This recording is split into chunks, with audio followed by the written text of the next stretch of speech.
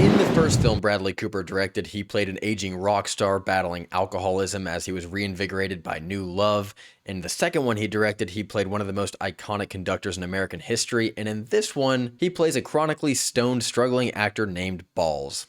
And in this movie, a man named Alex goes full steam ahead into a midlife crisis while facing down a divorce from his wife of 25 years, but he finds solace and new meaning in New York's stand-up comedy scene. And right off the bat, what a great move from Bradley Cooper to cast Will Arnett in the lead role here. We know this guy is Lego Batman, Joe Bluth, but he definitely has the chops emotionally and comedically to carry a film as the protagonist, and that's exactly what he does here. From the first scene, this guy is emotionally defeated. He's dead. His entire life has been focused on his family, and that's about to be torn apart. And he's conveying so much of this through his body language. You can just see how down he is. Meaning, once he gets on stage for the first time and you see some signs of life, you feel that. You're not just being told it by the story. And thankfully, for a movie about comedy, this thing is pretty funny. I've watched a fair bit of stand-up in my life, and I think that Cooper and Arnett did a pretty good job of tracking this guy's progress from a complete beginner to someone who's falling in love with this very personable art form. They give him just enough zing in that first performance that you understand why the audience wants to see this guy back, even though he's not great. But then it doesn't ever let him get unrealistically fantastic at this. He never ascends to like this godlike level, which I really appreciated. But also offstage, there's some really great comedy as well, particularly from Bradley Cooper's character,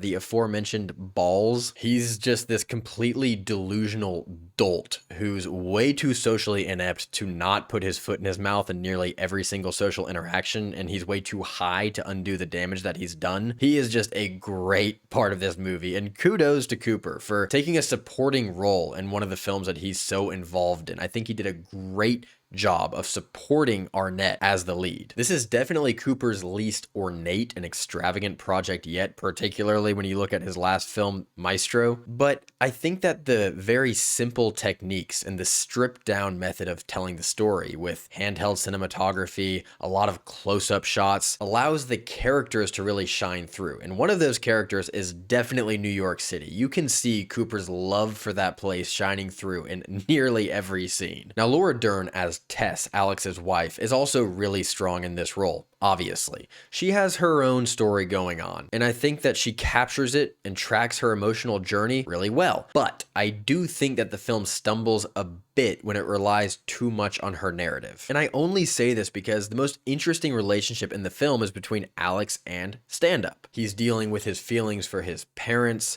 his past, his ex, himself, all through stand-up. And I think that is when the film is at its most compelling. Where it struggles is when it starts to focus more on the relationships themselves, which I didn't always think were particularly interesting. There's a big midpoint sequence involving Peyton Manning, weirdly enough, and I think up to and including that moment, pretty much everything is spot on. And after that point, the film kind of becomes something different, and not really in a good way. It becomes more of a basic relationship drama, wherein characters are making realizations that I appreciated, but it's handled so much more didactically than the first half was. There becomes like a one-to-one relationship between the way these characters feel and what they're actually saying, which is not that interesting when nothing is concealed. I thought there was something really cool about Alex finding stand-up to be the only way that he could fully confront his feelings and package them with pure honesty, where the complete nasty truth could be harnessed to make people laugh. It was almost like a celebration of how art encourages honesty when sometimes we don't encourage it of each other in other avenues. And I do get this progression because it shows that by pursuing this passion with so much love and intensity, Alex has been able to open up and be honest with himself and with others. So it does narratively work. It's just not nearly as interesting as the first hour. Also, I do think there are times where Cooper takes the wrong page from David O. Russell's book, where characters are just jabbering over each other, and it's not done in a way that feels like it really immerses you. It just feels like it's kind of distracting you from the point of the scene. I found that to be a little bit aggravating, but I also feel that way about a lot of David O. Russell films, so maybe I react differently to it than other people do. Really quickly, before I give you my final thoughts, please take a second to subscribe if you want coverage of new movies every single week where I prioritize filmmaking and the film-going experience. I sure would appreciate it. At the end of the day, I feel similarly about this film as Alex's audience does about his comedy. There's better, more polished, and more distinct stuff out there, but there's an earnestness and an honesty here that just endears this movie to me and makes it, in my opinion, a very worthwhile film.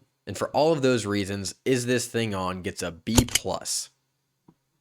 A lot of times when actors get behind the camera, the results are embarrassing, but most often it feels like a successfully checked box. Like, yeah, you've spent a lot of time on set, you have connections in the industry, you can get the job done. But every once in a while, an actor shows that filmmaking from behind the camera is just another part of their artistic calling. Cooper's done that. There's not a hint of inauthenticity or put onery in his filmmaking, and at this point, he's 3 for 3. If you have seen the movie, please do let me know what you thought of it. If you enjoyed this video, please like and subscribe, and I'll catch you at the movies.